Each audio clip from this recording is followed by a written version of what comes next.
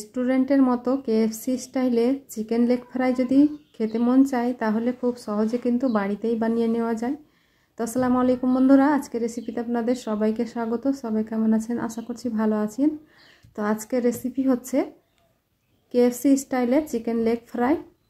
তো তার জন্য আমি দুটো চিকেন লেগ পিস নিয়েছি, দিয়ে দিলাম 1 চামচার মতো আদা রসুন পেস্ট, দিয়ে দিচ্ছি লবণ, হলুদের গুঁড়ো, লঙ্কার গুঁড়ো, জিরে গুঁড়ো, গরম মশলা গুঁড়ো, গোলমরিচের গুঁড়ো, দিয়ে দিচ্ছি 1 চামচা ভিনিগারের বদলে আপনারা চাইলে লেবুর রসও দিতে পারেন। আর দিয়ে দিলাম 2 চামচা মতো সরষের তেল, দিয়ে খুব ভালো করে ম্যারিনেট করে নিলাম।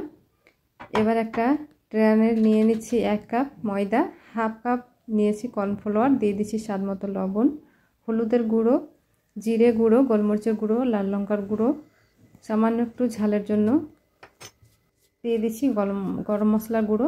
খুব ভালো করে মিশিয়ে নিলাম। এবার চিকেন লেগ পিসগুলোকে খুব ভালো করে কুট করে নেব ময়দার সাথে।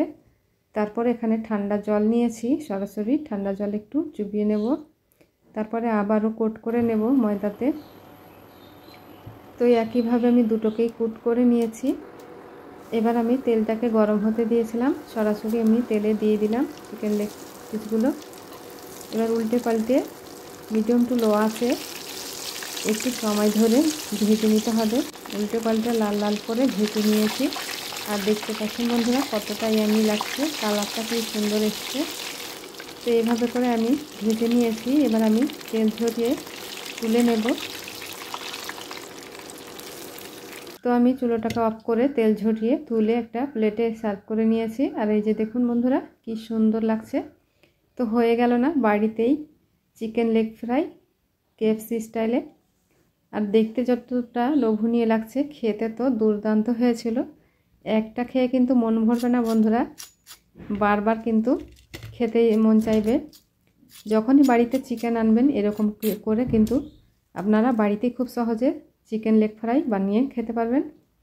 খেতে তো দুর্দান্ত হয়। আশা করছি বন্ধুরা ভিডিওটি ভালো লেগেছে। ভালো লাগলে অবশ্যই একটা লাইক দিতে ভুলবেন না।